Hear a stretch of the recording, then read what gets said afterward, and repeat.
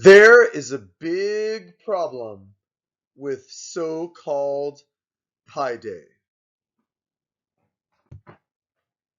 First of all, let's talk about pi. It has a lot to do with circles, of course. Pi is the ratio of the circumference to the diameter of a circle. So basically, it's kind of like saying going across a circle is a little bit less than 1/3 of going around a circle, if you really want to get to the cut to the chase. Um, so going across the circle times 3 would get you almost all the way around. And then there's the 0.14159265359. That's the change that is left over. But that's awfully close to 3 times. So we can represent the circumference of a circle, C, as pi times the diameter. So pi times the diameter gives you the circumference. So pi isn't exactly a whole number. It's not exactly a fraction. It's what we call an irrational number. Another way to represent the circumference of a circle is with 2 pi r.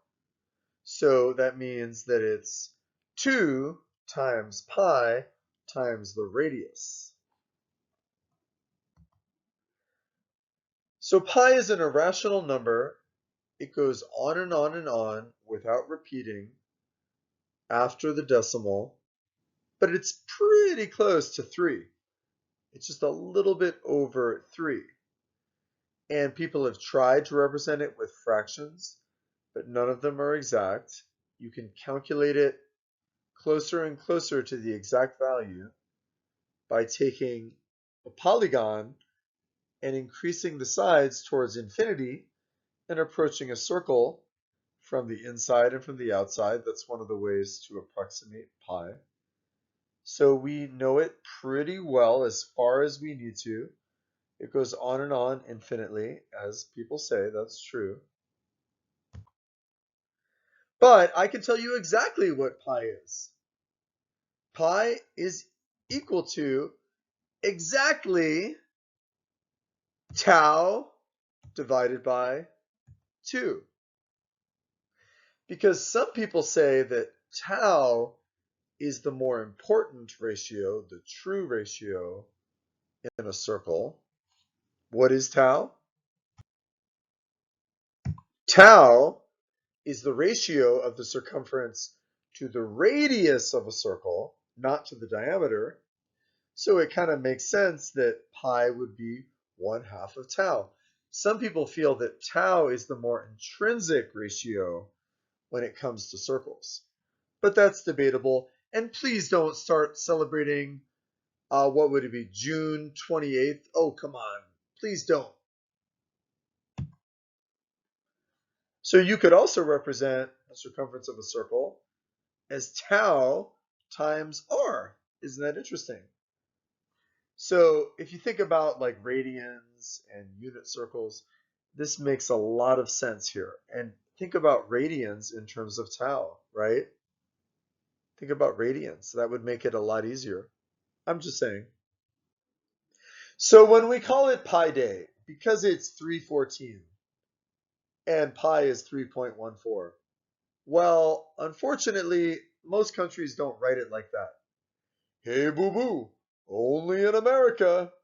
Because there are very few countries that write it that way. Most countries write it 14.3. Most countries have their own way of writing the date, which isn't the way that we just happen to write it. So it's almost like numerology.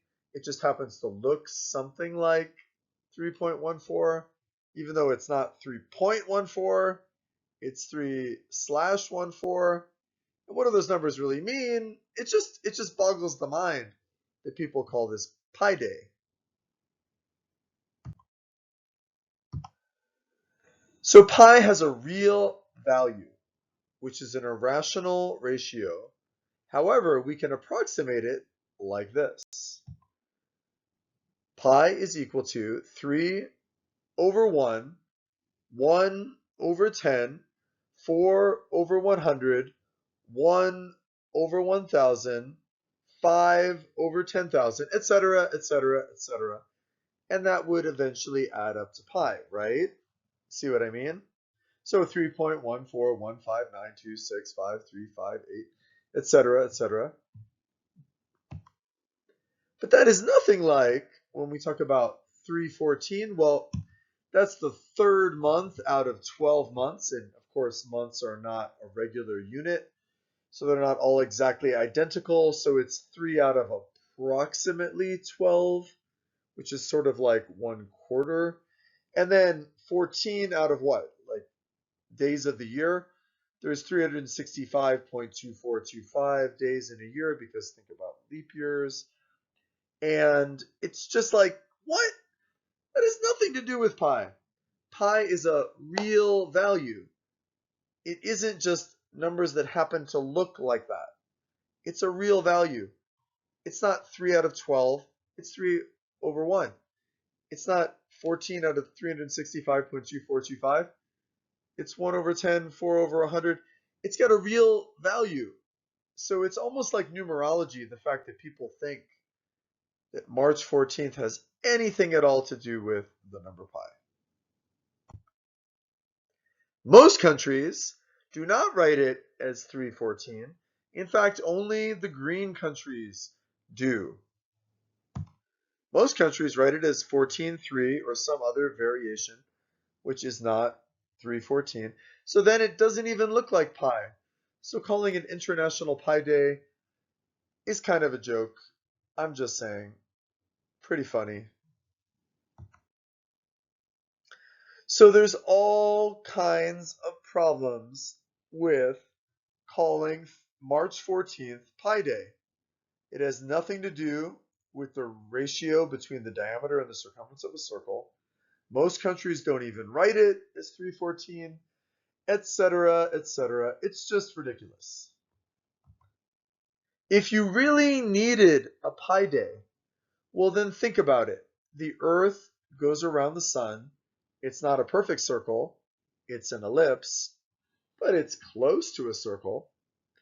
So if you really needed a pi day, well then shouldn't it be the day when the Earth has gone from the beginning of the year, it has gone the distance around the circle equal to the distance of the diameter of the circle?